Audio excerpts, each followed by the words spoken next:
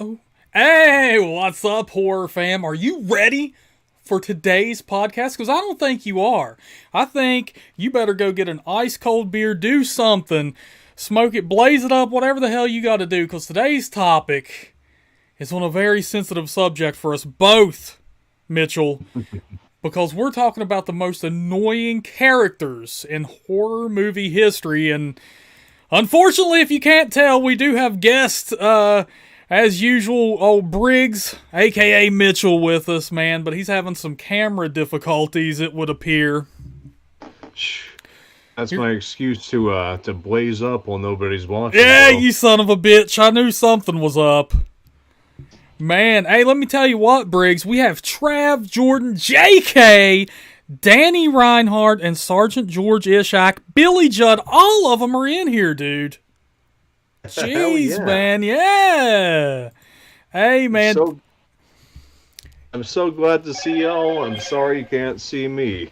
Yeah, Danny says this is his first stream he's made it to. How about that, Briggs? Any tips for a first-time viewer? Any tips, Danny? Well, I was gonna say send a $5 and I'll remove a button, but that's not gonna be offered tonight. That's off the table. Yeah, Danny, you haven't made it in here, man. Briggs is the king of chest hair, it would appear. But, with his webcam difficulties tonight, if his cam does happen to come back up, I'll automatically pick it up. As you can see, I'm trying to capture it right now. It has the 3 dots moving, but it appears our tech ghost Bill Paxton won't allow that to happen. Now, will he, Briggs? Paxton's haunted us since he tragically passed away about 4 or 5 years back. Yeah. Anytime we invoke him now, he won't let the conversation carry on much longer, let's say that. Hell no, he won't. Nah, man. Hey, Jordan, hell yeah, dude. The invisible chest hair reveal, man. Yeah, that's going to That's the best kind. Yeah, that hollow man chest hair, Briggs. You know, we're just going to have to hear you talk us through, give us a little bit of ASMR chest hair. If some super chats come through though, Briggs, of course we don't want to jump the gun. Oh man. Hey, let me tell you what though, Briggs, I hope you're ready, man, cuz I have some freaking dingers for tonight's most annoying characters in horror history list, dude. Holy crap. I have a feeling you're gonna thrive on this one, dude, because I know how you are with characters that just work your nerves, man.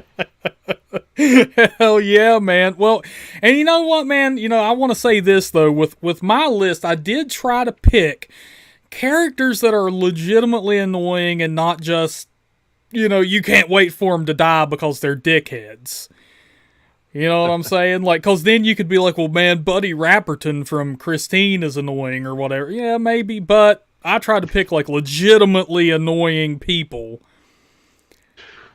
Yeah, that aren't necessarily dickheads in and of themselves. I got a couple ideas of who we might see on your list, dude.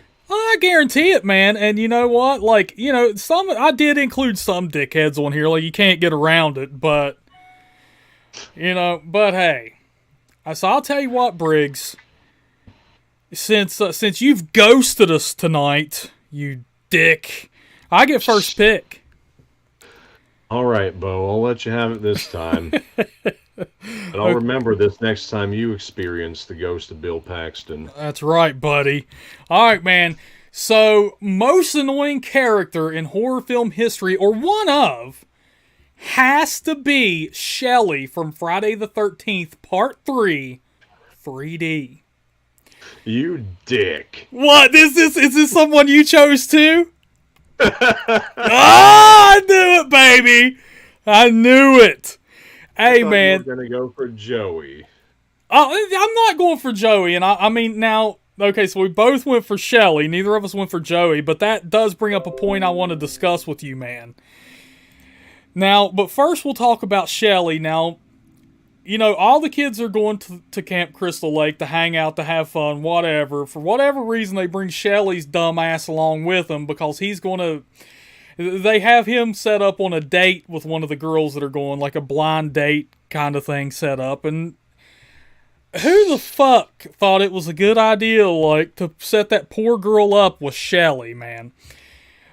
Shelley, the entire movie, even when he's introduced to this girl, now, Shelley is like, legitimately like a clown or something. Like, this son of a bitch juggles throughout the movie.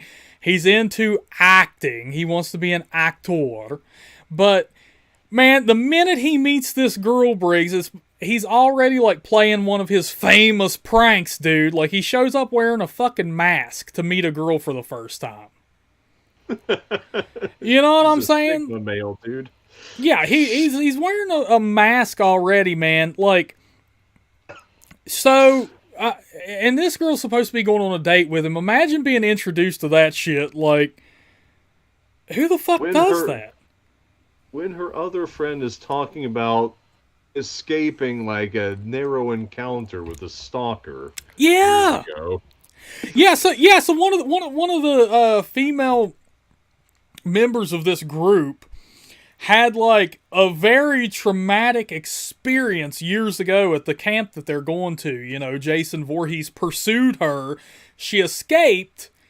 And now she's suffering from like PTSD and stuff, like you know what I'm saying? And Joey, meanwhile, was walking around with a fucking knife and a mask on, torturing his friends.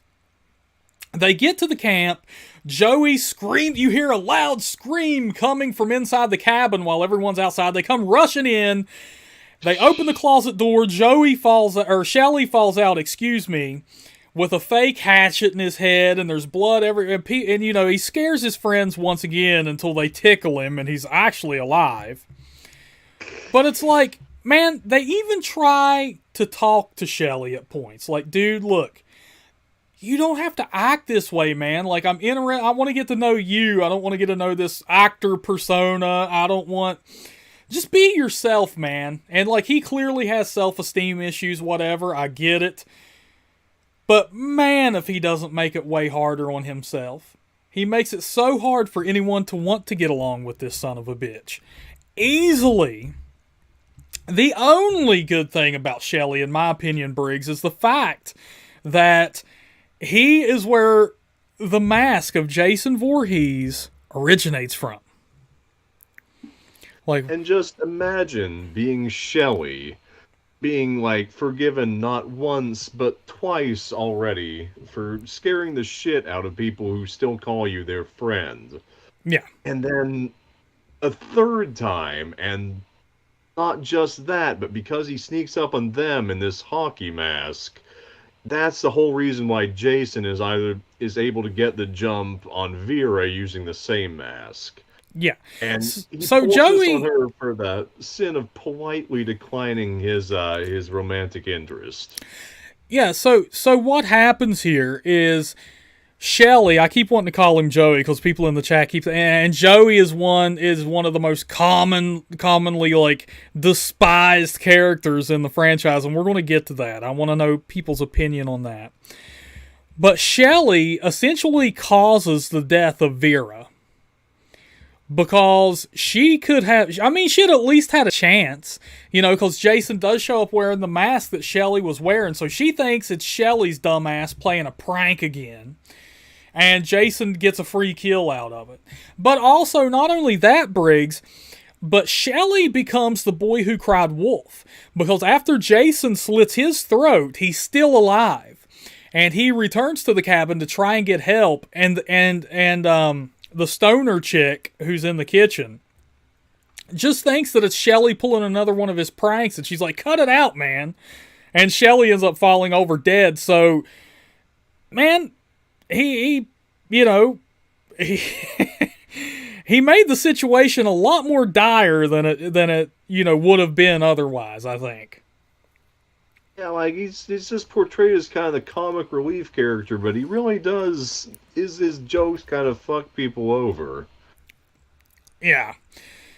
Yeah, man, and this is oh, okay, Billy Judd, thank you, brother. He said Chili. Chili is the stoner chick, and I see some talking in here about the Friday the 13th franchise.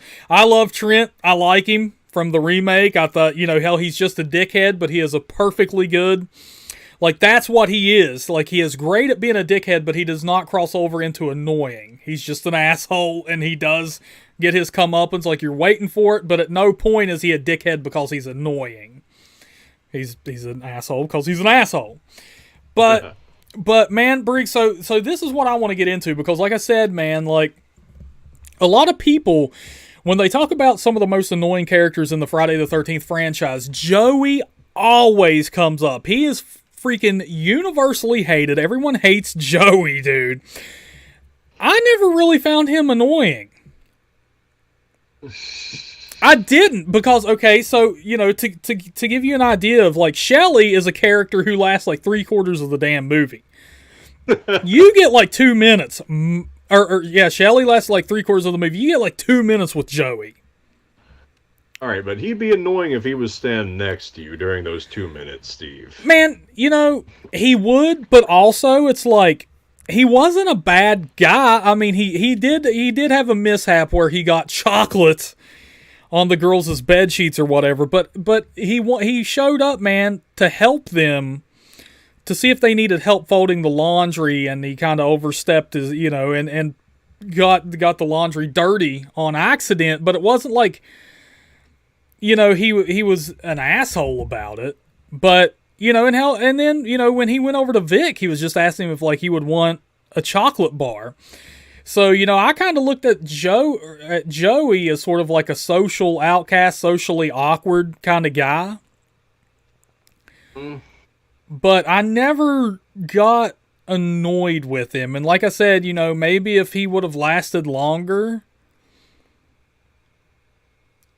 you know? That's very probable, man. Like, one of the main reasons I did Shelly instead of Joey was because Joey was more or less a one-scene wonder in terms of why people find him annoying. Yeah, so... Yeah, man, Joey, he was an outcast among outcasts, Billy Judd. You know what I'm saying? So it's like, you know, I mean, nobody in that house was perfect. I mean, also the dude who was trying to pick up on that girl was a fucking, you know, he was socially awkward too. So, I mean, but Joey definitely gets it. And I don't know why. Like, Joey, you know, definitely gets most of the heat. We all know that the king of annoyance in Part 5, though, has got to be Junior Hubbard. Oh my God, oh yeah, oh man, well yeah, because he's just riding around, just screaming his lungs out on that damn dirt bike.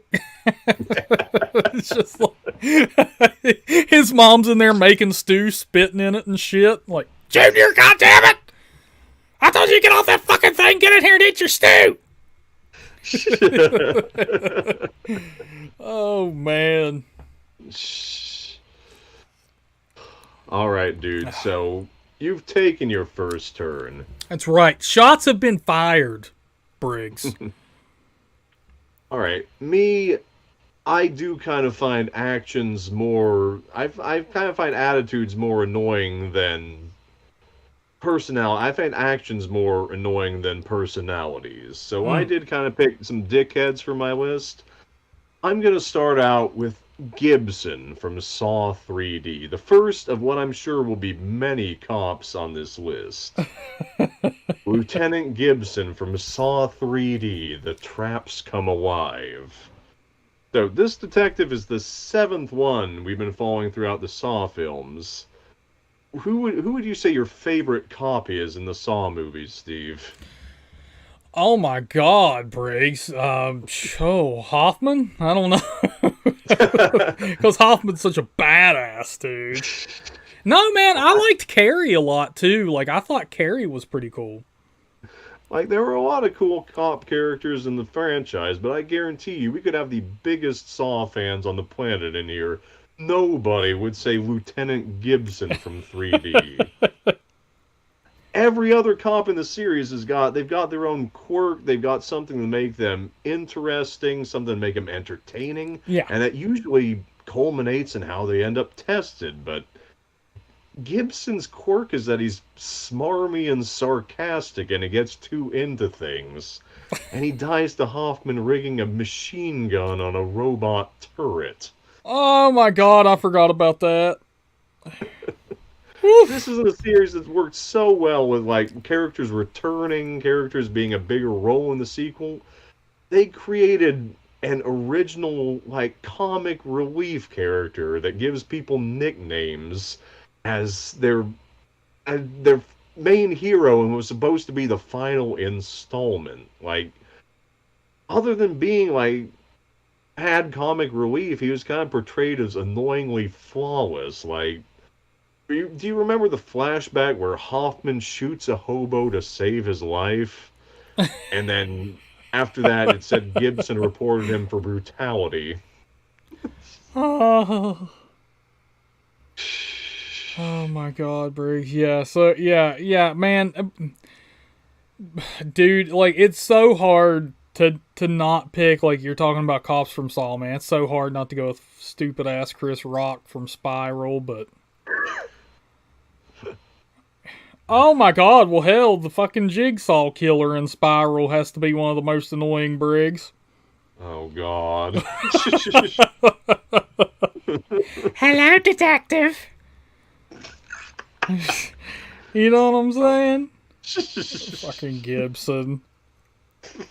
Not to mention that the dude is totally bamboozled at the end. Like, despite being kind of this Mary Sue type of character, like Hoffman still like pulls like the stupidest ruse in the entire franchise, leaving a sprawling crime scene unattended for an extended time, and letting Hoffman wrap himself up in a body bag and thereby end up massacring the entire police station.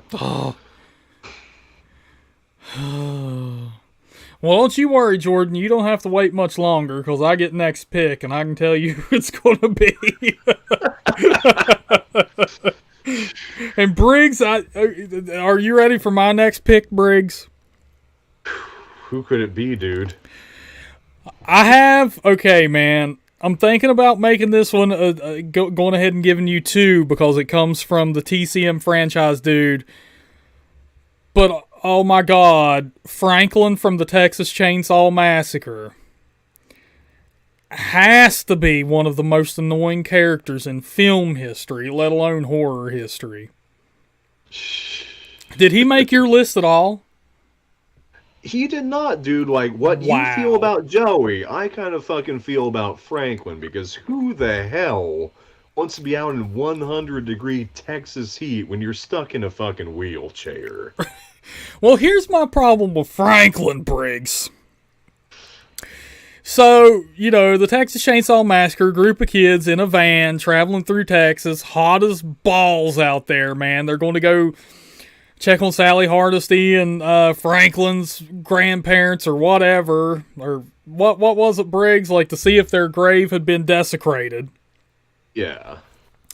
And, you know, on this fucking trip, you know, while they're at the gas station to get gas and barbecue, Franklin just decides, you know, now he is in a wheelchair, which is whatever. You know, he's not annoying in the fact that he's physically disabled or physically handicapped, whatever you want to call it. His personality is absolutely what makes him annoying to me, man. Like, I get that he's in a wheelchair, but that does not have anything to do with the fact that while they're in there getting the gas and the barbecue, he's got his pocket knife out digging a fucking hole into the van. And when you know he gets called, I was like, Franklin, what are you doing back there, you maniac? You're tearing up the van. He's like, I don't know. I just start doing that. You just start being an asshole? You know what I'm saying, man? Like, if you picked me up, Briggs, in your vehicle, dude, and I pull out a knife and start cutting up the damn back seat, I have a pretty good idea that's a dick move. You ain't seen the Rover, man. I probably wouldn't notice it from all the other wounds on the interior of that thing.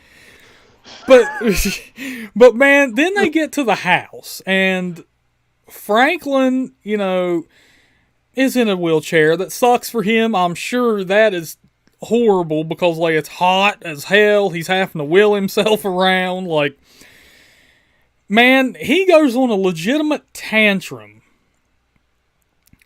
a legitimate tantrum inside of the house where he starts like doing like motorboating like a little kid and just screaming his ass off and laughing. This is a grown ass man, people. Yeah, he ain't doing it while people are around. I mean, they're in the damn house. He's like doing it to talk shit. Oh, fuck. But I'll talk shit while nobody's around, especially if I'm having to explore a mold-infested old rotting house. 100-degree weather.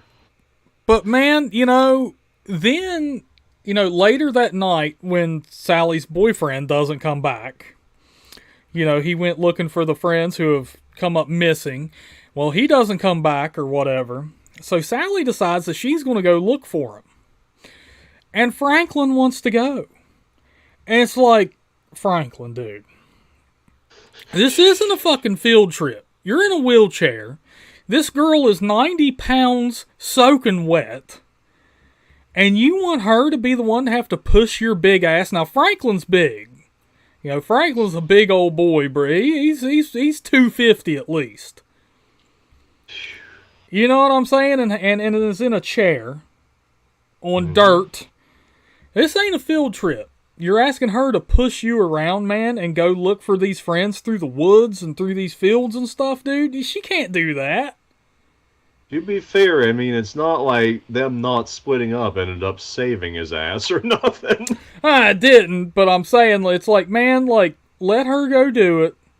Sit here, be mature, make the mature decision on behalf of, your decisions are affect other human beings here, Franklin. She cannot help you.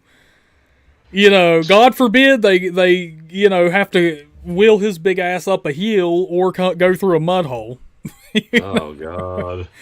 Man, but yeah, and then he goes on a tantrum because he can't find his knife, which I know you'll argue that, Briggs, but dude, come on, man. Totally an annoying character. He's annoying, but I don't hate him as much as most people in horror fandom do. Man, I can't, he's really hard to watch. And then I'm going to say, man, I said that I had 2 picks here from the same franchise, so I'm going to go ahead and throw down this second pick, Chop Top, from the Texas Chainsaw Massacre 2. Oh, you're just one to piss me off, aren't you, dude?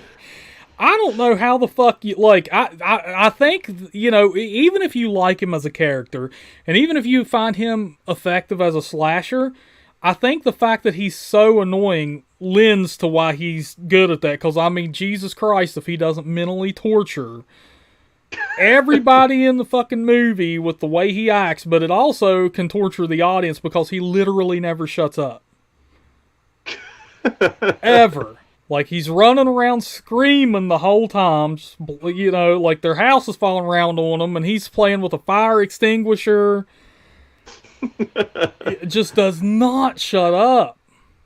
It was the Sawyer family vibe, man. I mean, as we were following them throughout part 2, this is how they act when they were around each other. That's fine, but he's totally annoying. Hey, what's up? Born to be Rad. Glad you made it, dude. Oh man. Yeah, they're all brothers, Billy Judd. Apparently. I mean, we can't really get into the family of the Texas Chainsaw Massacre, man, because, I mean, hell, we get a whole new family in the second one, then we get a new family in the third and the fourth.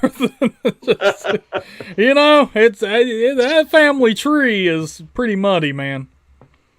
Oh, it's all organized by the Illuminati, dude. Oh, it is. Remember, man. part 4 is the lore sequel. Thank God for Kim Hinkle for They should have just got him to do the backstory, man. They should have got him to do that Leatherface prequel they did. Kim Hinkle can finally just lay it all out for us ignorant TCM fans, dude. Had to have been better than what we got. Oh my God. Anyways, Steve, you're going to pick a beloved, wonderful, villainous character. I'm going to go ahead and slaughter a sacred cow for a lot of horror fans as well. Joseph. or Aaron from Creep. I want to throw him in Joseph, or as he starts calling himself in part 2, Aaron. Briggs, God forbid this video makes it around to Dreadit. we're going to get canceled for this shit. Like, well, at least they can't Death Note me on this video. They're not seeing my face. Oh man, I'm in trouble. I'm guilty by association. Joseph from Creep. He's a cute sort. He's the kind of guy who thinks he's funny as hell, but he's not, which is the vibe I got from the Creep series in general. It's clear and present when he's trying to be scary, so even the scary moments just tend to come off as awkward.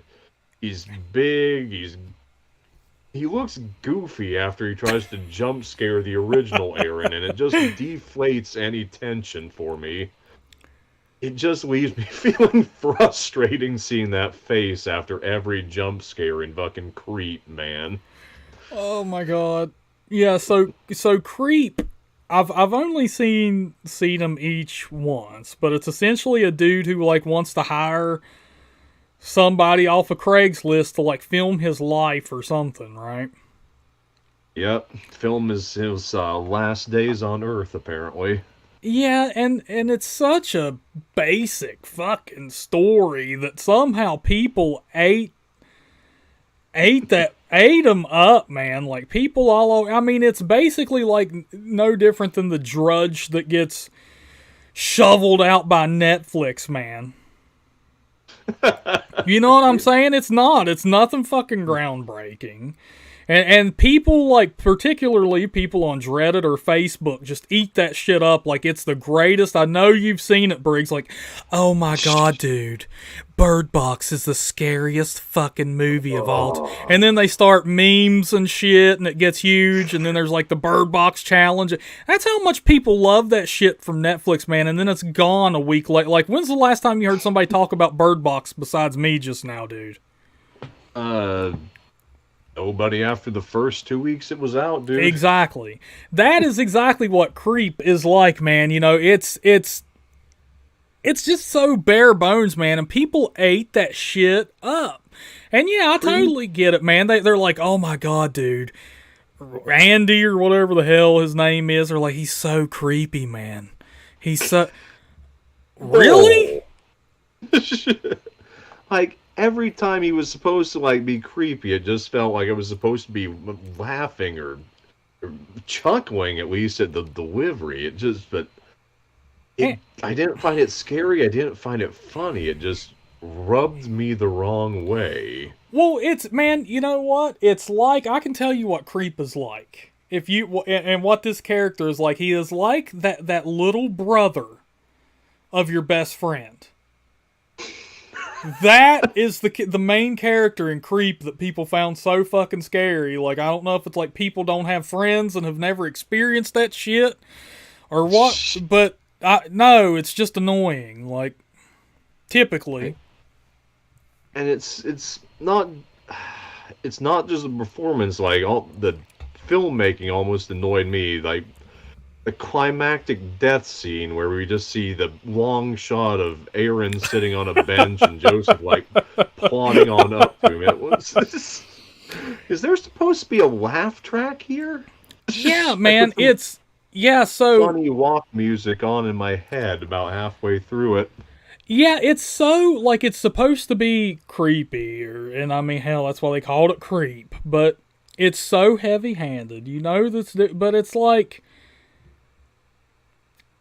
Everybody knows what the fuck's going to happen, but Briggs is talking about the last, like, 5 minutes of the movie is literally somebody sitting on a bench, and you see this dude in, like, a wolf mask or something, like, slowly, and I do mean slowly, creep up to this guy and kill him or whatever. And like, the film was pointing at us saying, I bet you didn't see this coming, did you? When, you know, it's kind of obvious that we would. Everybody did, man. It's just like how people thought the fucking clown from Terrifier was the scariest thing they'd ever seen. It's like, really? And it's sometimes it's the image, like the one scene that I actually found him to be creepy instead of irritating, was the one in which he was just standing there in the way of Aaron's escape, like wearing that wolf mask, wearing the peach fuzz. Yeah. Because A, he wasn't saying anything, and B, we couldn't see his face. Yeah. Yeah, man. I mean, Creep, it had moments like that, that were like decent, but come on, man. Yeah, man, there you go, Born to Be Red. Terrifier is overrated. The clown is really heavy-handed. I mean, I've seen it. I've seen that. I've seen... Dude, how many scary clown movies have we gotten now, Briggs? Do something different. Yeah, do something different. So, I mean, Creep is the same way, dude. But, hey, what's up, Christopher Brown? Glad you made it into the stream, brother man. Hey, y'all don't forget to be hitting them like buttons out there. I'd appreciate the hell out of it. And Creep is the same shit as your typical psychological thriller that you'll see kind of on the B tier of theatrical releases, except it's got this, like, smug aura running through the whole thing. Yeah, man. It is. It's like, yeah, man. It's Terrifier. Like, I brought that up for some reason, and it's very comparable, in my opinion. Like, feels the same damn way as that, man. It's like smug about it. Like, we're scary, and we know it, man. Yeah. You know what I'm saying? So, yeah, skip Creep for sure. Briggs, I've got another double header for you because it's franchise. Oh, lay it on me. Maybe I have one from the same franchise. Do you have any picks from A Nightmare on Elm Street? No, I don't actually. What? Who are you thinking? Dude, I gotta go. Okay, like I said, this is a double header, but the first one comes from the original movie. I gotta go with Marge. Okay, I can see that. That's one I would consider more of a dickhead than annoying, but... Yeah, well, like I said, I did make some exceptions here and there. Like, some dickheads did end up on the list. But, man, I'm going with Marge Thompson, Nancy's mom. Dude, like, you're essentially, like, killing your daughter throughout this movie. And she can't dig herself out of the bottle to, not realize at all. it. And, like, Nancy was trying to go help Glenn or whatever. I think this was, she's trying to get out of the house or whatever, man. And Marge is just like, locked. While she's just loaded on the couch, drunk as shit, man.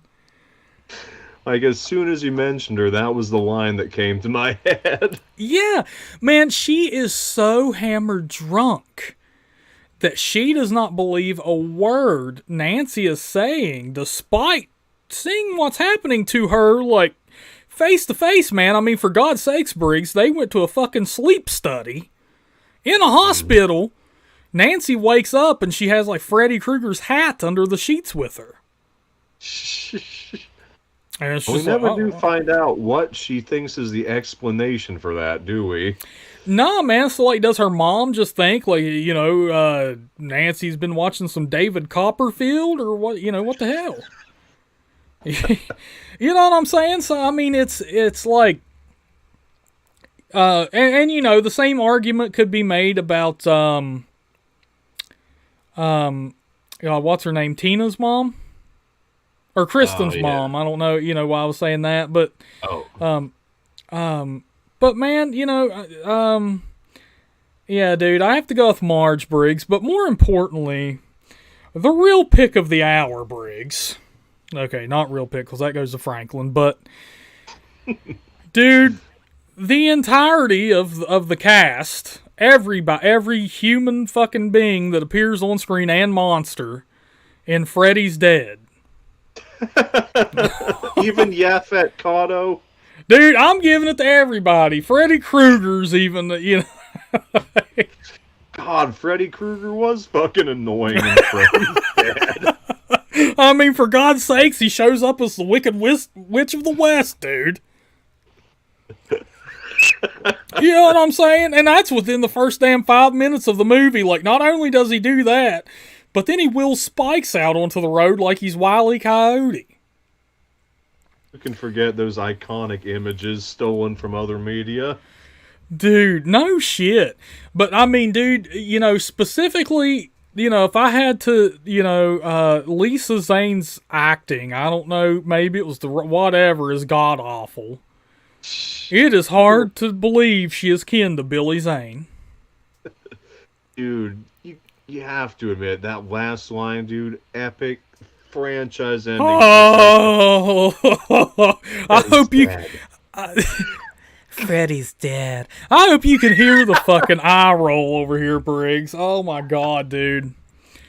Man, you know, so her... Tracy? Was that her name? Like the mean one? The mean girl? Tracy was cool. Come on. Oh, my ass. She was walking... Like, she basically bullied everyone she came in contact with. She screamed all of her lines. You know what I'm saying? Like, she was horrendous. But, man, Spencer, too. Like, Spencer was the stoner kid that, oh my God, dude. Falls asleep on the couch and gets sucked into a video game. And it's just like... The fact that they use those graphics and they consider that a good video game scene is pretty annoying.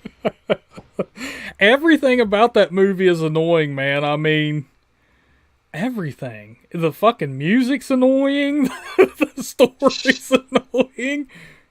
The fact that we got that instead of the damn movie that would have brought the Dream Warriors back is annoying. Dude, even the damn... Remember when they go to Elm Street and the damn teachers are just running around like... Almost like tape recorders that won't shut up?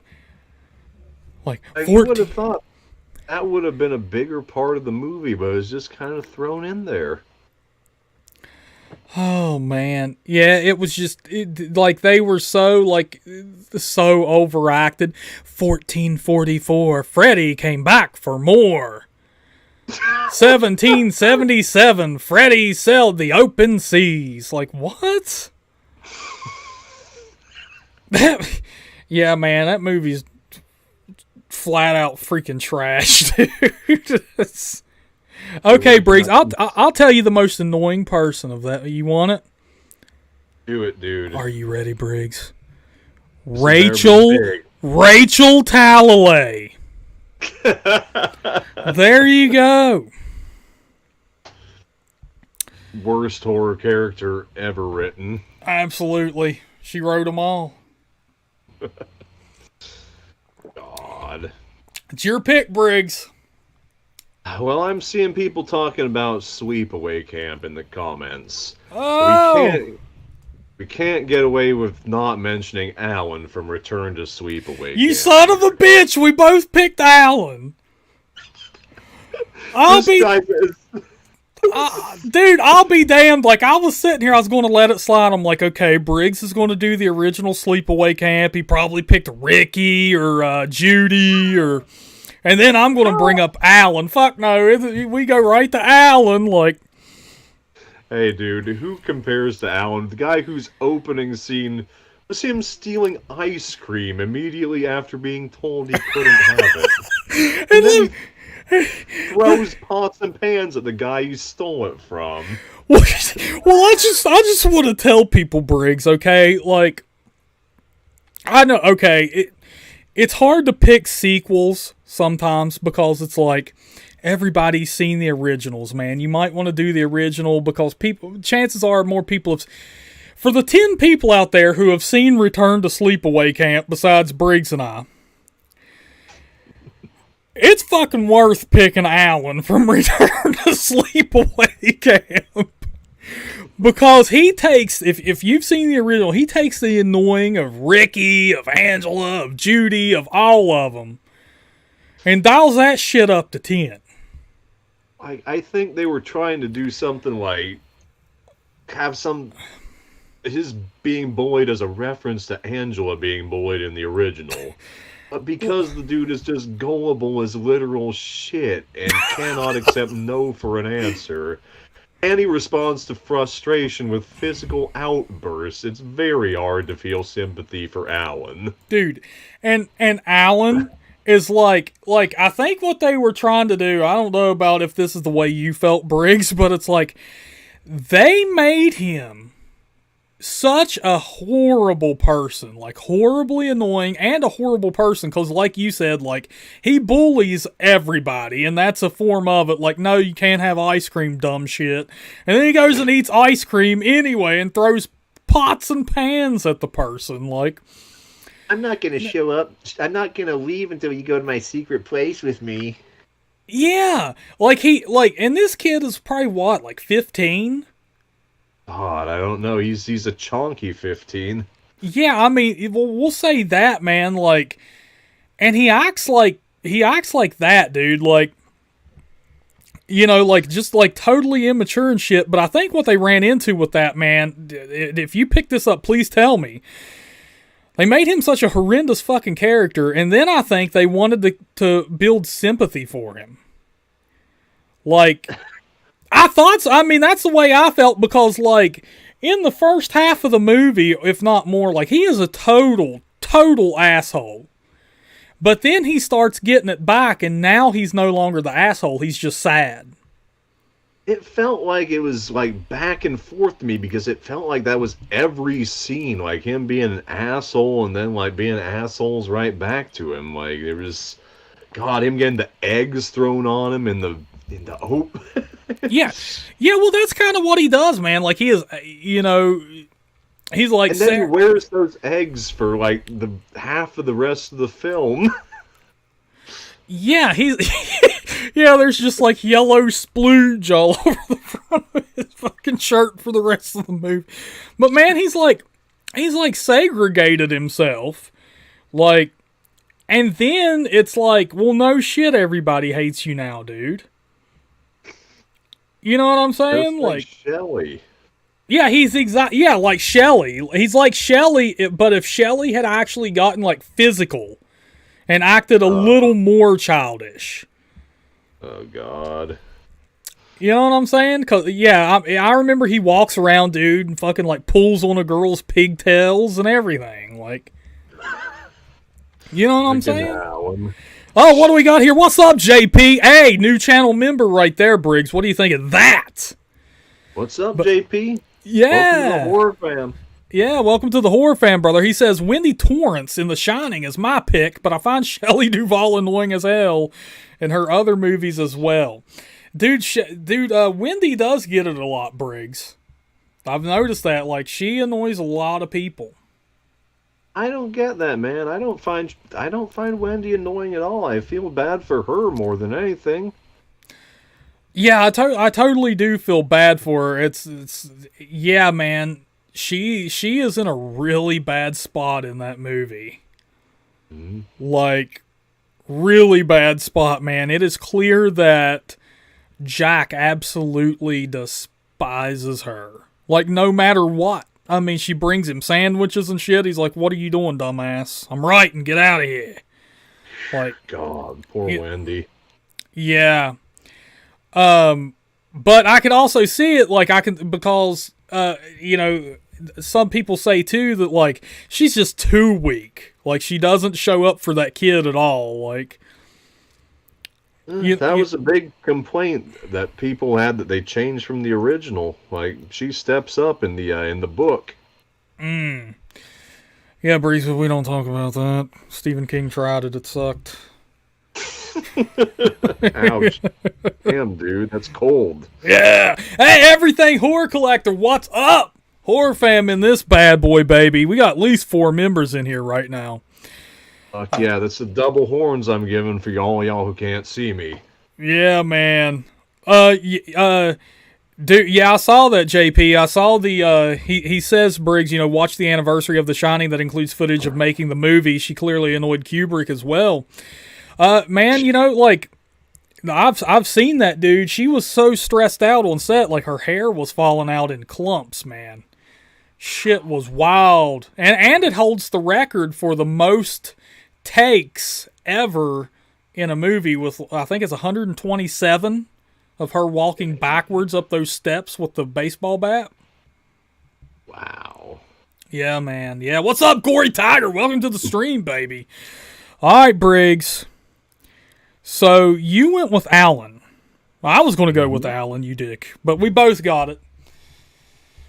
So, Briggs, I'm going to go ahead and this is probably one of the more recent characters on our list. I'm going with Micah Sloat from Paranormal Activity.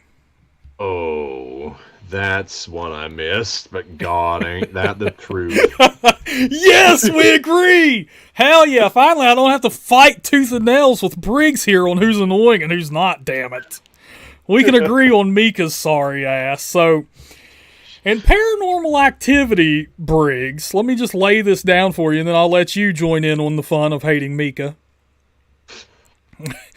So, Katie is like, man, the house is haunted, I'm haunted, this sucks ass, I've been dealing with this since I was a kid, like, please, let's just call a psychic, let's do some shit, get this ghost out of this house, I can't take it, you know, we gotta do something. So Mika, being Mika, decides like, I'm gonna go get a Ouija board and talk shit to this thing. You know, after Katie has expressly forbid it, then when, like, a psychic comes up to the house, like, you know, she wants this psychic to show up and kind of give her some info and, you know, tell them what they can do and stuff, Mika teases her, like, the whole time until that psychic shows up. And then once the psychic is there, Mika is totally disrespectful to this other human being. Mika is disrespectful to not only Katie, but her friend when her friend comes over and, like, you know, he kind of just interrupts them while they're having girl time. Starts cussing. Dude, but, like, he starts, you know, Katie just wants this ghost gone, and the psychic's like, dude, like, this ghost will feed off, demon, whatever, will feed off of negative energy. Like, not only, like, do you guys need to get together, but you do not need to, like, instigate this ghost in any way, like. And then Mika just starts talking shit, like, fuck you, buddy, I'm gonna, you know, this is my house, this is my girlfriend, I do what I want, I'm Mika. And how stupid do you have to be in an unfamiliar situation to do the exact opposite of what you've been warned to do? Dude, well, that's because Mika is the type of person that thinks he's smarter than everyone else. You know what I'm saying? He's a total narcissist, man. It's like Katie's telling his ass, like, dude, I've dealt with this since I was a kid. Like, I just, you know, it's me and my sister. And, you know, don't watch the other films if you don't, you know, mind that continuity being destroyed. But, you know what I'm saying? And Mika's just like, well, I'm going to deal with it. I can fix this. I'm smarter than you. God. I'm smarter than the specialist you had come in. So Mika's totally annoying, man. And he's fucking childish too, man. Remember when he's doing, like, they're in the pool and he's filming and he just flips off the camera? Like with that jack, with that Jack in the Box kind of, you know, people know what I'm talking about, you know. It's like, Jesus, man, this dude is like, what the fuck were you doing, Katie? She essentially dated the younger brother, man. Like, he acts like the little brother from Night of the Demons.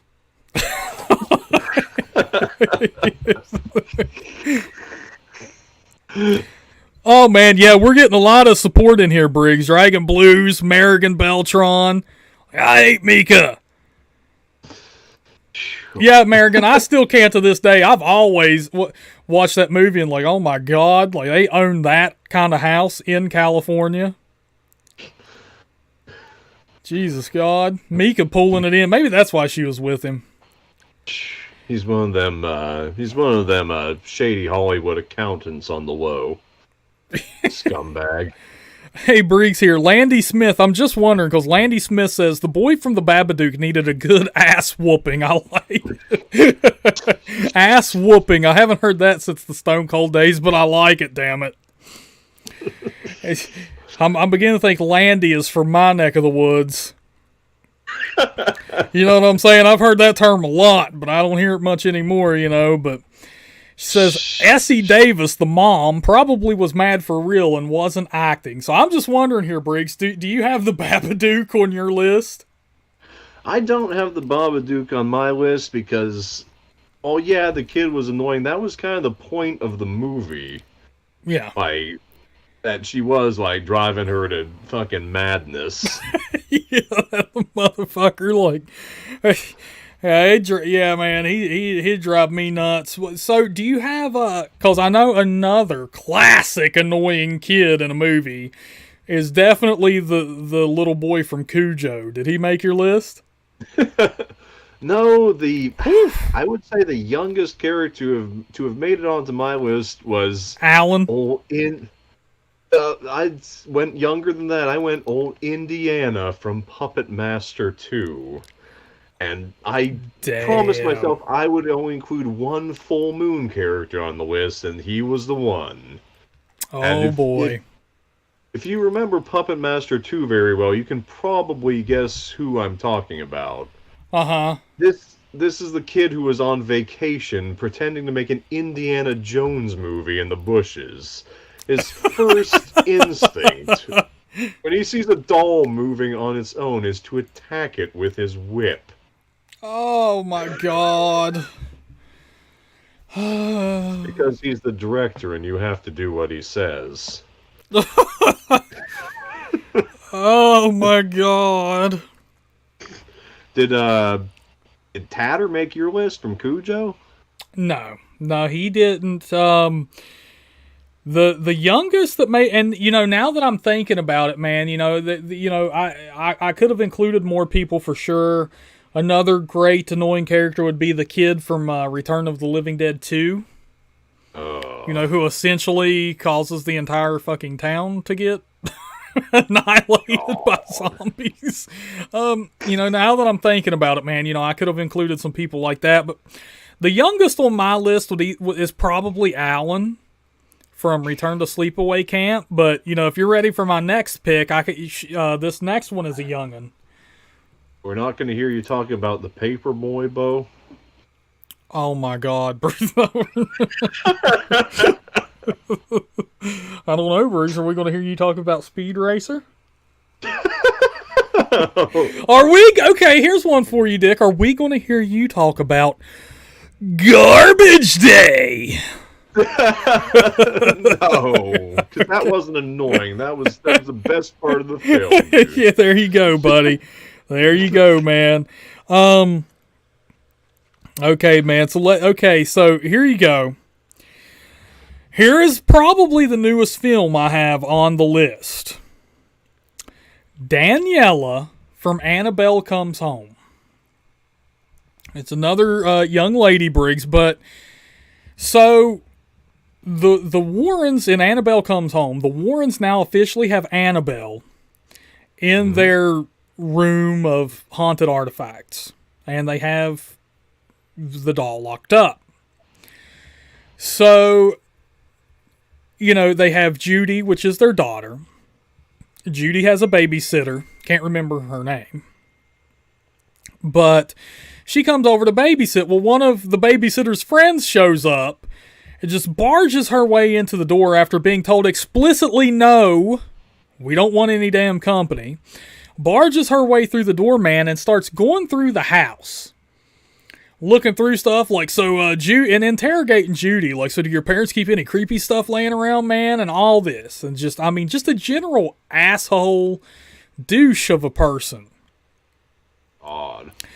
Until, and she totally manipulates this kid and manipulates the situation. Because like I said, I don't know if I said it yet, but it is Judy's birthday. Mm-hmm. And, the babysitter has a cake they're making for Judy in the oven, and the friend is like, well, you guys get out. She brings over roller skates And it's like, here's you a present, Judy. He's like, you should take off and go riding with him right now. And, Oh, wow. you know, she's like, I'll stay here and watch the cake if you guys... So, of course, they leave. But, man, long story short, she unleashes every fucking demonic thing in that room. And it just never stops, man. Like, it's such a weirdly written character. Like, I wonder if I just, you know, it has to be a script problem. You know, because the thing is, Briggs, like, she is such an asshole. But it's almost like the thing with Alan from Return to Sleepaway Camp. It's like, I think they want her to be sympathetic at one point and for you to like her.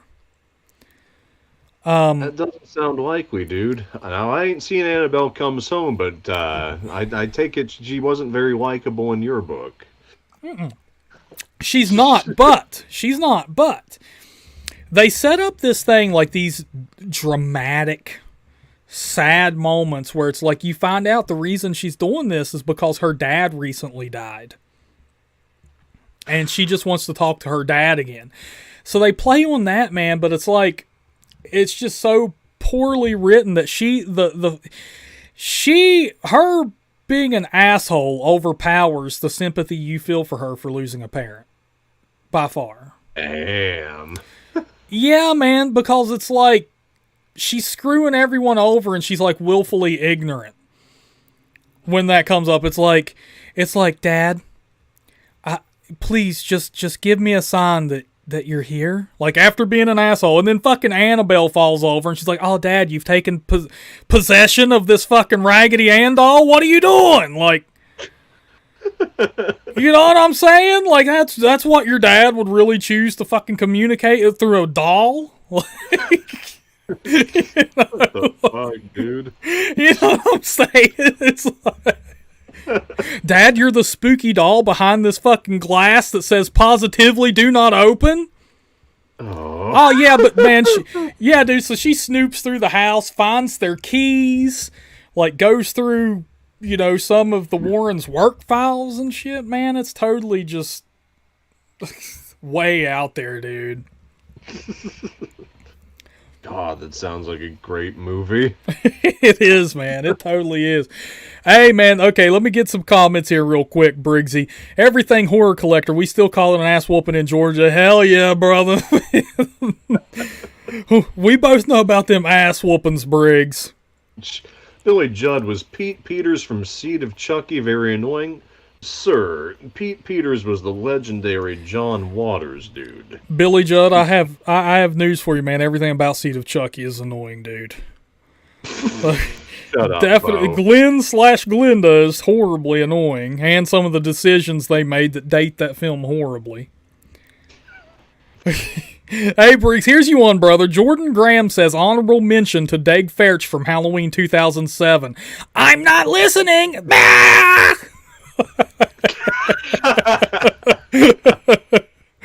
Oh, man. Let's see. Yeah, Billy Judd. I know a character who is very annoying, and that would be Carter Horton from Final Destination. We all remember, Kerr Smith, Briggs. Hey, Everything Horror Collector, rewind the podcast, brother. I totally went over Franklin. Briggs disagreed with me. He's wrong. He admitted it. Franklin is the most annoying character in horror history, brother.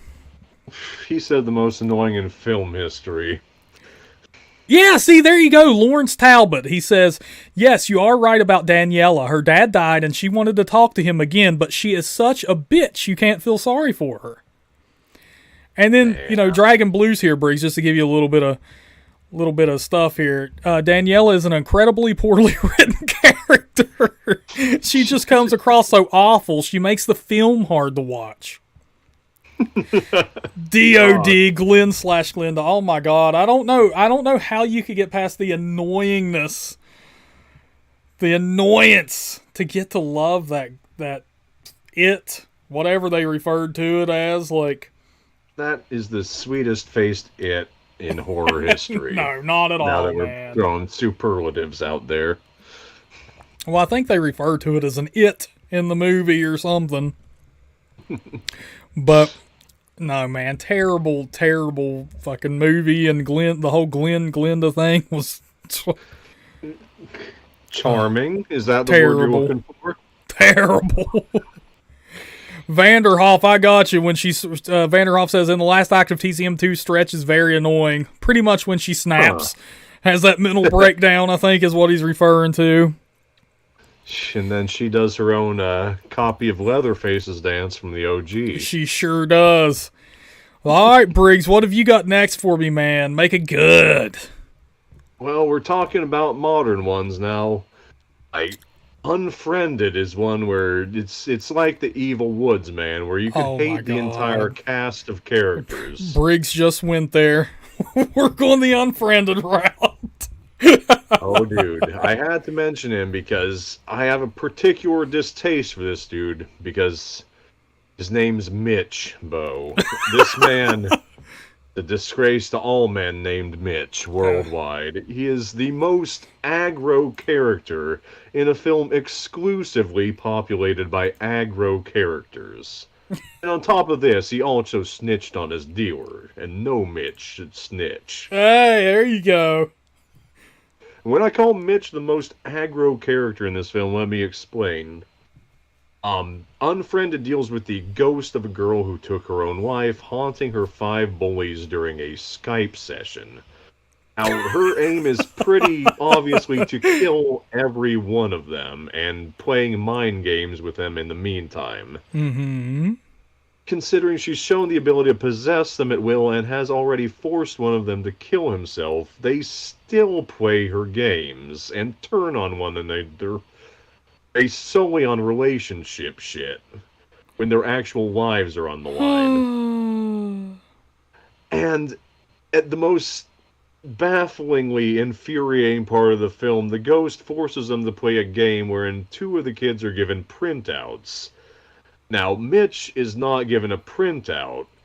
I'm not going to care. I'm going to spoil the twist. The notes say, if you reveal this, someone will die. Guess who the fuck has to be the one to know what the note says, even when they're begging him not to tell them to show him? With this ghost playing mind games on them, blatantly trying to make them turn on one another, this jackass named Mitchell has to know what the secret note says. They're imploring that something bad's gonna happen if they reveal these notes. And it's not like he thinks this is something that's gonna rock his world, because he already knows that our main characters cheated on him. Like, what the fuck worse does he think he's gonna see if she turns the paper around? But unfortunately, he threatens to actually leave the room against the ghost's orders unless she shows him. And unfortunately, she does, sparing his life and killing somebody else. Oh. Man, yeah, Lawrence Talbot, just, those movies, Truth or Dare and Unfriended, are so similar. Like, in how shitty and lazy they are. It's like, you know what I'm saying? It's just, yeah, I totally agree with you, Mitchell. Terrible ass movie and terrible character. Like, the drama was so unnecessary in that point. Like, you know what I'm saying? It's like, oh my god, the ghost is going to kill us. But you cheated on me one time, you bitch. It's like, what? Like, now? Really? Is when, you know what I'm saying? Like, have a little bit of survival instinct there, Mitch. God, dude, if she would have figured out their secrets when she was alive, she would not have needed to kill them as a ghost. Like, she could leave them notes and eventually they'd kill one another. Yeah. Like, God, it's essentially like that idiot Ryan Phillippe from I Know What You Did Last Summer who got, like, super aggressive. God. Like that son of a bitch, the fish hook dude didn't have to kill anybody. That son of a bitch was going to do it eventually himself. You know, like, Briggs, I got one. I know you're not going to agree with it. It's Gwen slash Gwenda, isn't It's not it, Glenn Bo? slash Glenda. I started to, but I was like, man, I don't want to do it. Kill Briggs. I can't do that while your webcam's not working, dude. I want to do that one face to face. Like a real man, damn it. But no, I'm going with Baby Firefly from House of a Thousand Corpses. Absolutely. That laugh she does. Sherry Moon Zombie has a damn laugh on her that is like nails on chalkboard through that whole movie. I can see why you wouldn't like it. I think it fuels her psycho persona, but I can see how one would find it annoying. Yeah.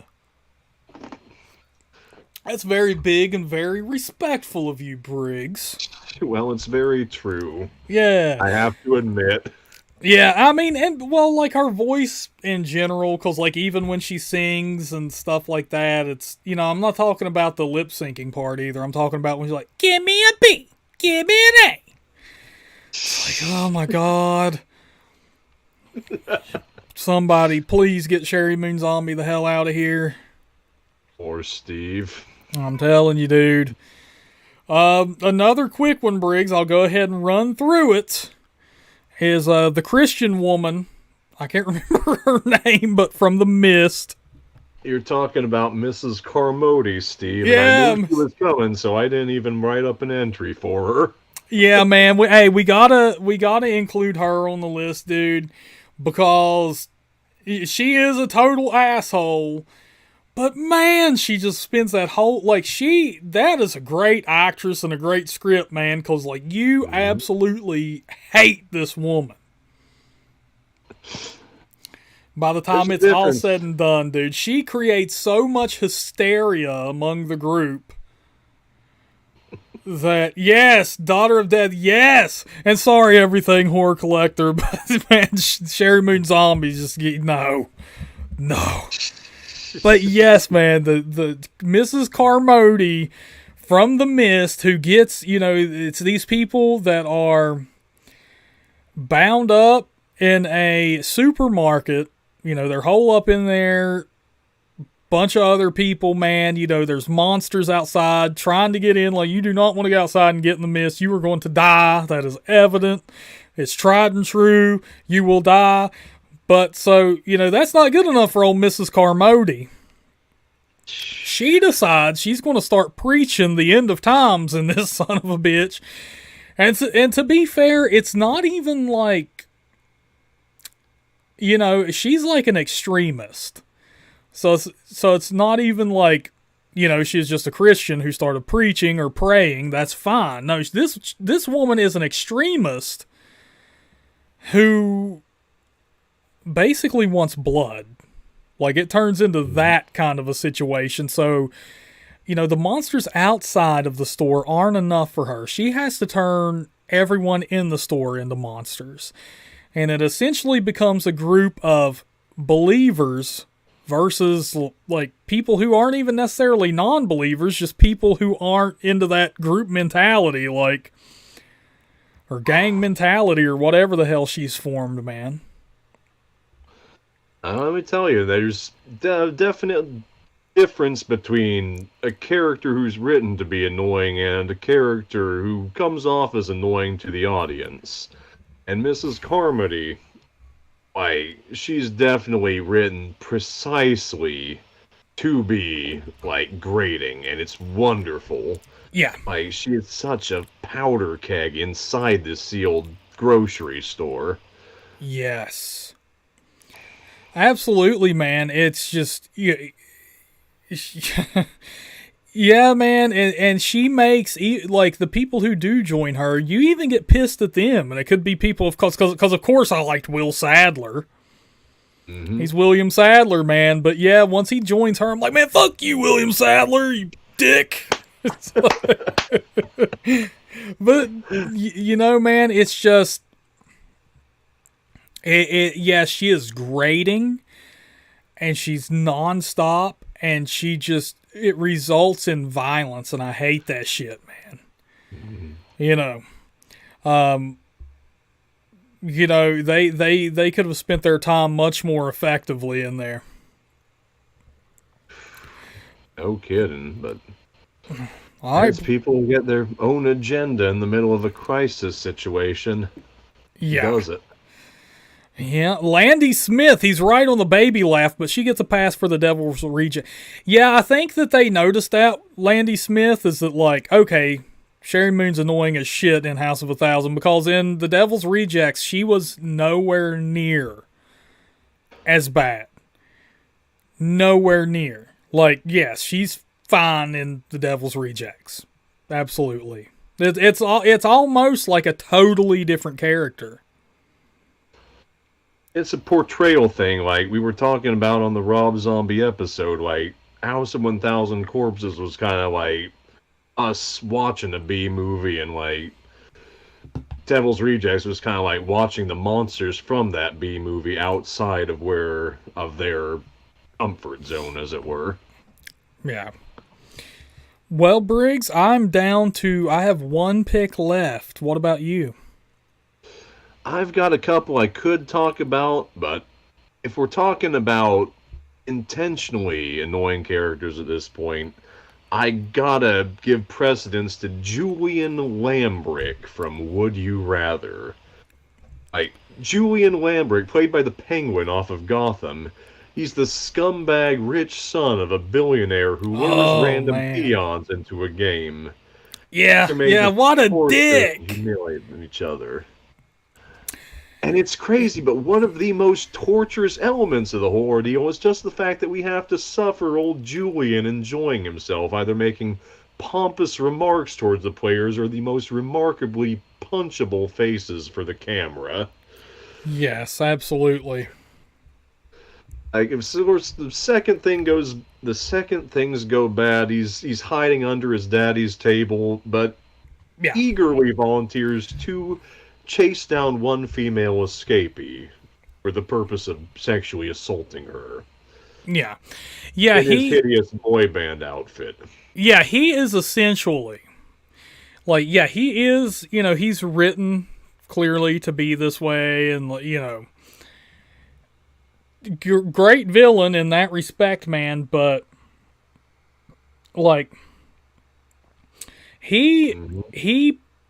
I can tell you now, Briggs, if I was in that situation, I don't give a fuck who's in that room. They're not going to keep me from getting a hold of him. Like, picture, like, he is that, because, I mean, these people are sitting there, with their eyes gouged out and shit. People with, like, their hands blown off or whatever. He's over there talking shit to him, and the son of a bitch looks like Zach Morris from Saved by the Bell or something.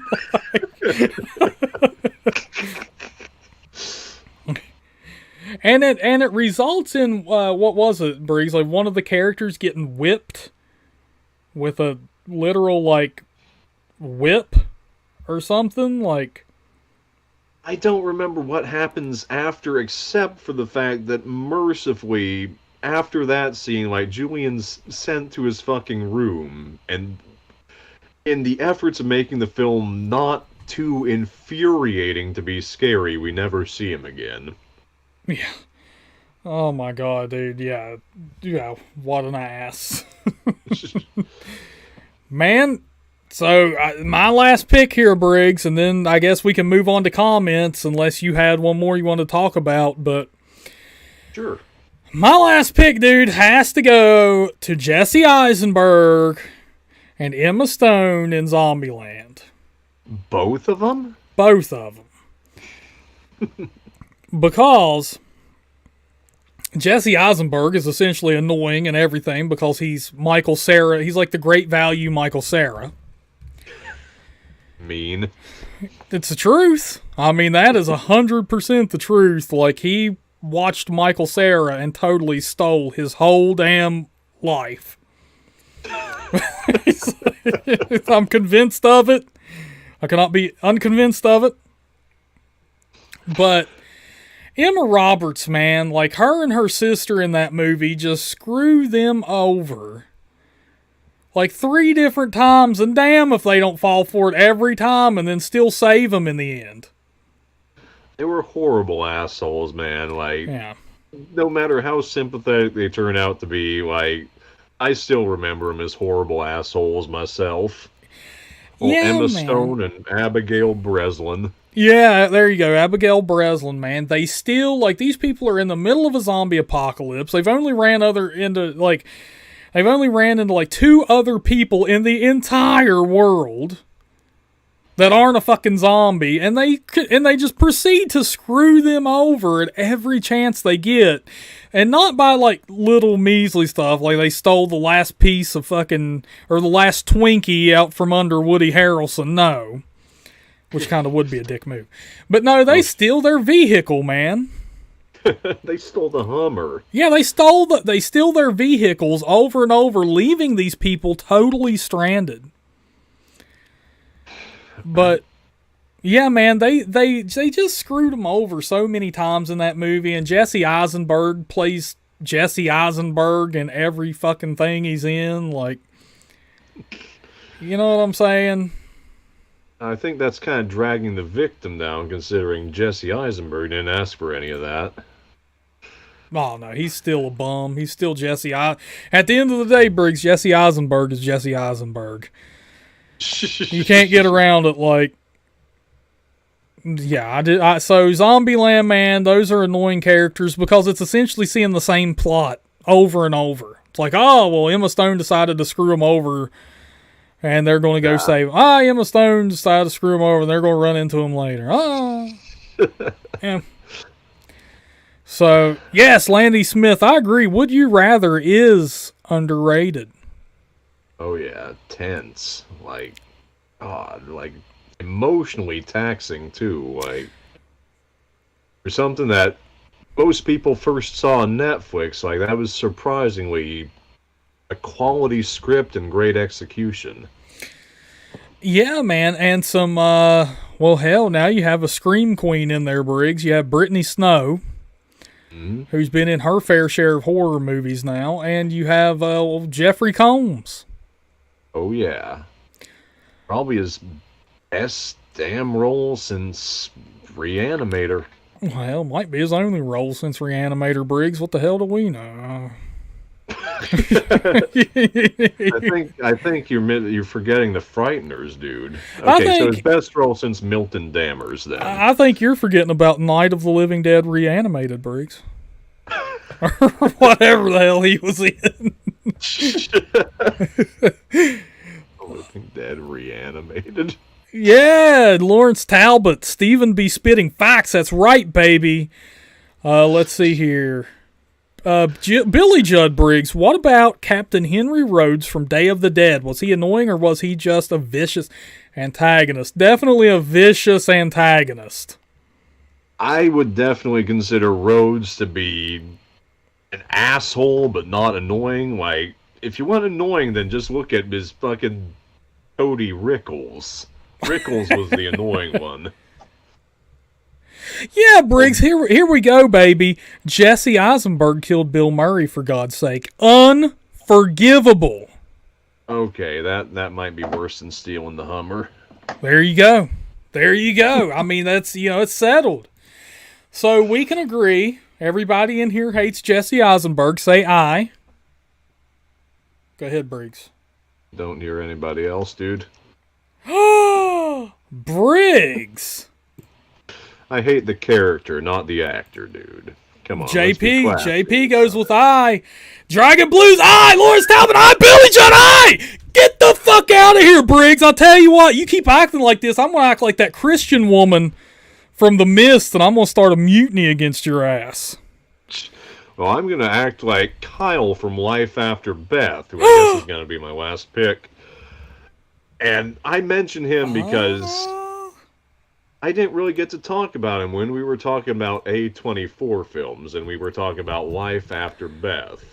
And from A24 films, I was tempted to put Mark from Midsummer on here, and y'all know about him, probably. No, we don't watch A24 films in this stream, Briggs. But if I had to choose one A24 character to be on this list, it'd have to be Kyle. Because Kyle from Life After Beth, he's another cop, Steve. And if you had seen this particular A24 film, this guy would 100% have made your worst cops video. Oh, Kyle, shit. he's the main character's big brother, and it's by that virtue that we catch a rare glimpse into the home life of a terrible horror movie cop.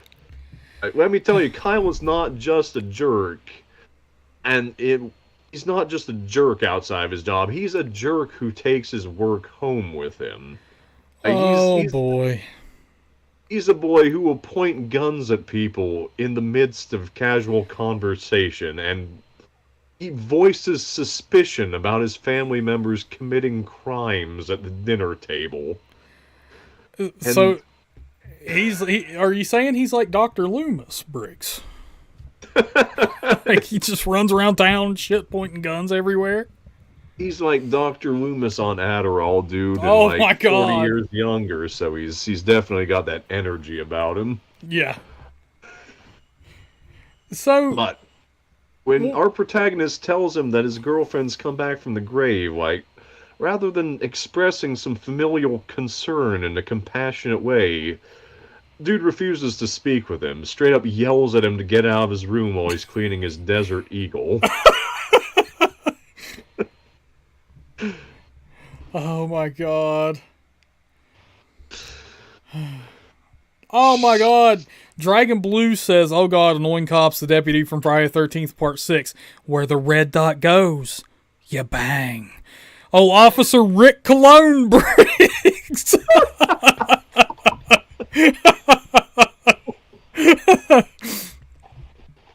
Oh, man. So, you talking about a cop just reminded me of something, man. You know, that I could see people in Everything Horror Collector. That's right, baby. Jesse Eisenberg. We don't like him here. But, man, Halloween 5 Briggs, the two dumbass cops in that. Do you think they're annoying? Yes. Dang, okay. Because I didn't think they were that damn annoying. Like, I don't hate them as much as a lot of horror fans do, but they were annoying. Like, I would not classify them as anything else. Okay, because I know we were getting some comments way earlier, like at the beginning of the stream about Halloween 5. Would you say they're the most annoying? I don't think the cops were mentioned, but would you say they're the most annoying part of Halloween 5? Most annoying part about Halloween 5 is that it introduces a random character in silhouette and has him rescue Michael Myers with a machine gun and a cliffhanger at the end. Oh, so you're talking about the Man in Black. Yes, that element would be the most annoying part of Halloween 5 for me, but the cops would be the most annoying characters. Well, the one I hear a lot, like, because, we've talked about this topic before, like, not on podcast, and, maybe even wrote some shit on the old message boards or something, man, but one that gets a lot of hate and is one of the most annoying characters, voted by the fans is Tina from Halloween 5. Would you agree with that? I would not agree with that, Steve. I liked Tina. I do. I can see it, like, whether I agree with it or not. Like, I can at least see it because they clearly wanted a Kelly Bundy. Like, they definitely wanted a Kelly Bundy in that movie, and it was Tina. But, I've heard, it may have been in these comments way earlier, if not, I saw it somewhere. Somebody said, like, hell, every character in Halloween 5 is annoying. They're uncharitable. Well, I can see some of it, man, because, like, Loomis acts like a dick in that one. Like, he's just constantly up Jamie's ass. You know what I'm saying? Like, Jamie, you better fucking, he's gonna kill you, Jamie. You're gonna die, Jamie. By the end Yeah, of I this can movie, see you're that. dead, Jamie. You know, like Loomis is like kind of crazier than ever. And, you know, I'm not saying I agree with any of the things I've read, but so I can see that. I can see people thought that what's her name's boyfriend was annoying, the blonde dude. Oh God, dude who had like 3 jump scares and fake out jump scares in a row out of. Yes.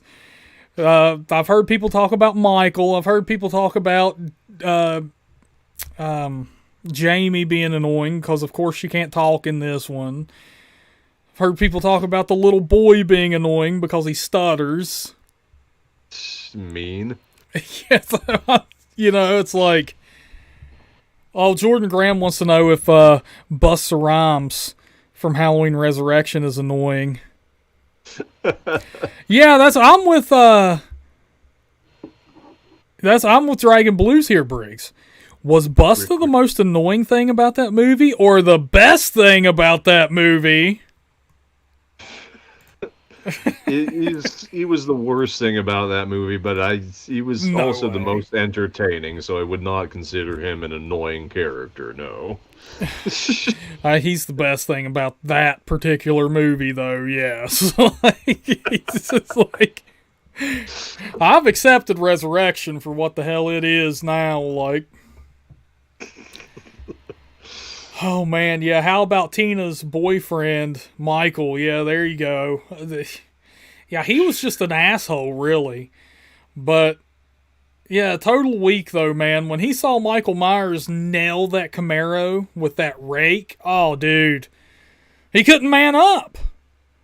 Dude, if I had a Camaro like that, and somebody, oh, I don't give a fuck who it was. It could be Godzilla out there.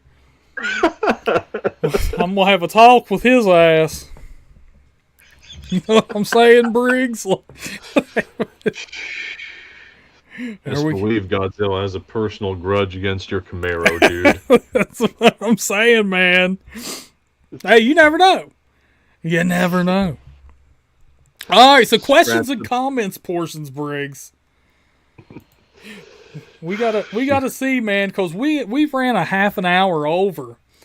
So if anybody has any questions, comments, or anything, now is the time. Me and Briggs will talk. And if you have any suggestions for the next podcast, we don't have any damn clue what we're doing next. So we'll take any and all suggestions we can get, and we'll seriously consider them. We do have a list of topics written down, but we're always open to new ones because you never know what's going to inspire you the one week, and you won't have shit to talk about on another. Yep, that's true. Hey, DOD wants to know how we're doing. I'm doing good. I'm doing because I'm surrounded by my friends. What about you, Briggsy? I'm doing well. I mean, I'm liking this stream. I was very underprepared for, but yeah, same, man. I think it's the lucky thing about us doing this is that we love horror, so it's like, we don't have to sit around and look at articles or run all this shit, like, to figure out or do research. It's like, our whole life is research for these streams, man. Hell yeah, dude. Like, and if any one of you gets any recommendations off this, then that's satisfying enough reward for me. Like, y'all hear about one of these annoying ass characters, you want to see how annoying they are? Hell, drop it in the comments below. Maybe in the next one. Yeah. So, Lawrence Talbot says maybe talk about remakes that were actually good. That could be, I think that's a topic I actually have written down, Lawrence. That's not a bad idea at all. Everything. Count those on one hand. Oh, bull. Everything horror collector. Hell yeah. Appreciate you too, brother, man. Thank you for coming in. It's badass. Jordan Graham says, I hate we never got to see Briggs. Guess we'll just have to settle for a chest hair reveal by those 3 loading dots. You'll get double the chest hair next time, dude, if Discord and Bill Paxton allow it. Yeah, damn, I don't know, man. I think OnlyFans is brute forcing you, Briggs. They're trying to keep you offline. You're taking too much attention away, man. Has nobody mentioned Shelley from Friday the 13th 3D? About that, Landy. May have been a little late to the party. Yeah. Oh yeah, man. Yeah, Landy. Definitely rewind to the beginning. I think he was my first pick. You had a cookout on Shelley to open the show. Oh yeah, Shelley got his ass burnt, baby. What kind of man names their son Shelley anyway? It's worse than naming your son Kim. Hey, Kim Hinkles will kick your ass, bud. I'm more worried about Kim Coates doing that. Uh-oh. Oh, man. Briggs is shirtless behind the camera. I like to think so. Who didn't want Jamie Lloyd to be killed off, Billy Judd? Literally everyone. Check yourself. Yeah, Billy Judd. That was just... What the fuck were they... Halloween 6 is a big WTF, though, man. Oh, man. Everything Horror Collector says is Briggs has a nip slip. I'm tipping. Oh. Those are my nipples. You see in the center, and I put like a dot on my chest. Yeah. Yeah, there you go. You just got to pretend those 3 dots. There we go. JK, underestimated characters in horror. Okay, that's a good one, too. I mean, yeah. Franklin. Gwenda. What? What? Get out of here, Briggs. Now you talking smack. Demon from Friday the 13th 5, Marigan. Oh, man. Yeah, old Demon. Them enchiladas got him in the end, dude. Ooh, greatest underdogs in horror. Oh, that's an interesting one. Yeah, man. God, gotta throw Monkey Shines in there. And quadriplegic protagonist in that one. Shit, man, you'd have to throw Jaws in there. Because, like, Quint died. Quint was the badass on the boat. Mm-hmm. You know? And by the end, he's gone, and they're just, like, huffing it out of the damn ocean.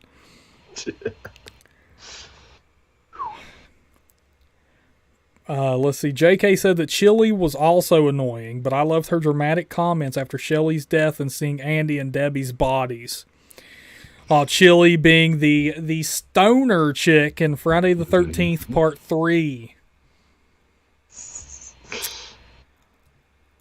Yeah, Chili is just kind of there.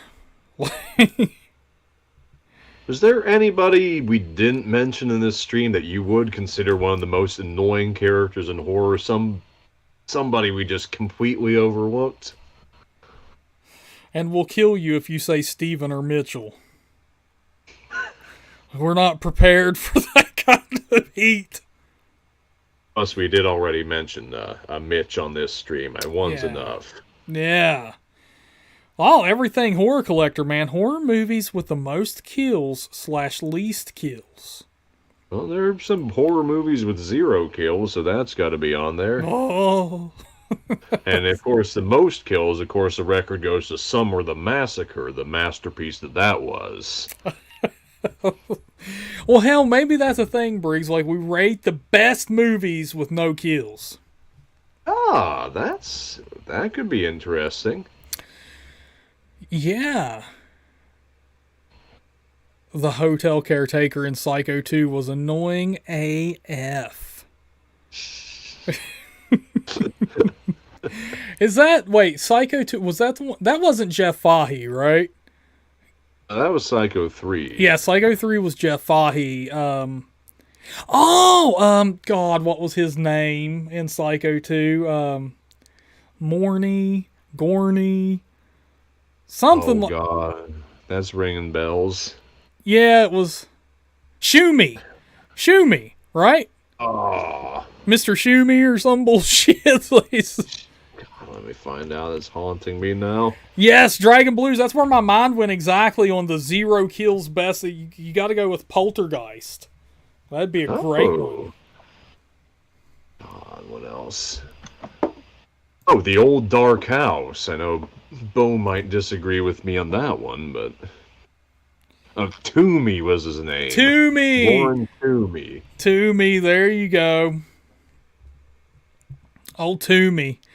Dad and Amityville 2, they're talking about Polly, Steve. They are. What are you going to say to that? That's badass, JK. I still have a picture of that son of... You remember when I was watching that and sent you a picture of him, like, God, Briggs, that must have been like 7 years ago. I still have that damn picture saved on my iPad. I refuse to get rid of it. God. Oh my God. What about, okay, Briggs, we could do a retrospective on the house at the edge of the park, dude. But is that more of a horror film or more of a thriller, dude? Well, see, that's what we could talk about in our retrospective. That's what we'll do, man. We'll just start talking about horror movies that no one remembers or gives a shit about, like House at the Edge of the Park retrospective. Then we'll talk about Slaughterhouse. You could talk about Jigsaw, but we're not talking about the Saw movie. We're talking about the one from Tempe. There you go. Oh, God, Tempe. Woof. Woof. Damn, wasn't that a hell of a production company? Oh, man. Eli Roth movies? Yeah, we could cover Eli Roth movies. I don't know, though, Briggs. He kind of gives you the willies because he's a part-time psychopath. Oh God, he's got them. He's got the dark triad personality traits, dude. Eli Roth just may be a dangerous man on the inside. Dude, I have a feeling we're going to see a horrible spike if we had a graph of Eli Roth movies. For me, anyway, like, you're going to see Cabin Fever, and then that son of a bitch just goes straight on down, like... Knock Knock being the damn bottom of the... Oh no, I would need to watch Knock Knock for that. Oh, dude, am I gonna have to watch Knock Knock, Steve? If you have the testicular fortitude, you could watch Knock Knock, Briggs, but... I don't know about that, man. I might not be badass enough. Yeah, I don't think so, man. You gotta remember, he's like... Eli Roth is like a modern-day Pierre Pasolini, bro. He's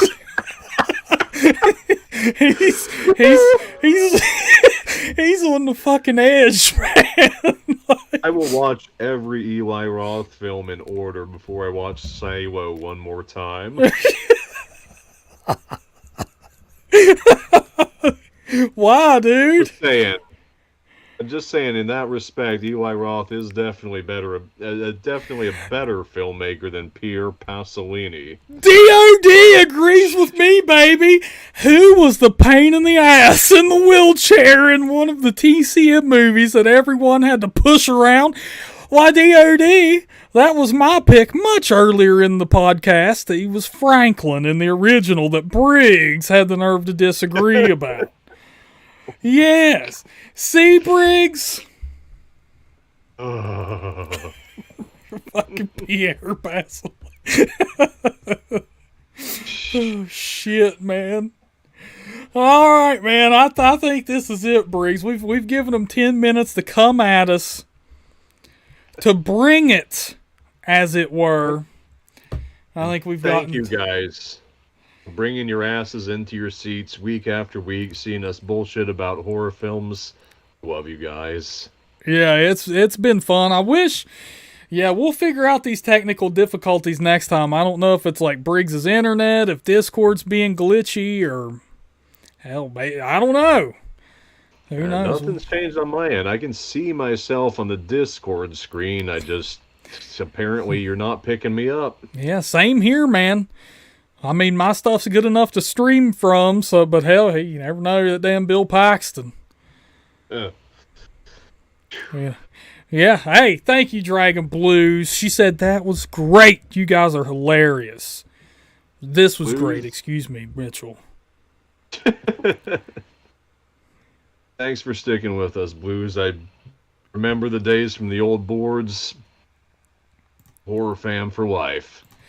Yeah, JK said it makes my night. even though he had to take a phone call. JK, man, it makes our night having the horror fam in here strong, man. You know, I love it. I love it, man. And, you know, I remember those days too, Briggs, the damn message boards, and I wish so bad that message boards were still a thing, like, you know, and it just wouldn't be us on there. I would so promote the hell out of the boards. Like, everybody get on there and let's, you know, converse that way, you know, when we're not doing a podcast or a live stream, because the boards were so fun, man. As a horror fan here, do you support the Chad message boards or the Virgin chat rooms? Just a question for everybody. Yeah. Well, me and Breeze, we're alphas. You know. But yeah, man, it sucks that that's changed. I hope message boards make a comeback. You never know, they might someday. Mm-hmm. You know, I remember podcasts started really early on, and they did not pick up any steam, and now everybody wants one, so. Mm-hmm. You know. I hope the message boards come back, Briggs. They were so fun. So many great horror discussions. Oh yeah, I like a platform that gives you time to type out what you wanna say rather than being buried by 50 more messages before you get the chance. Oh man, and remember you could go on there and it would say new on the threads, and like you could scroll through and see what posts were new, and then you get it, you know, and it's like, cool, man. Like now if you have to scroll through a damn chat, it's a thing. Mm-hmm. Yeah, man. Oh man. Y'all making me nostalgic over here. Landy Smith, hell yeah, for life. Merrigan, Train to Busan, Briggs, was that dude an asshole or hated? Or annoying or hated? Conductor? Mm-hmm.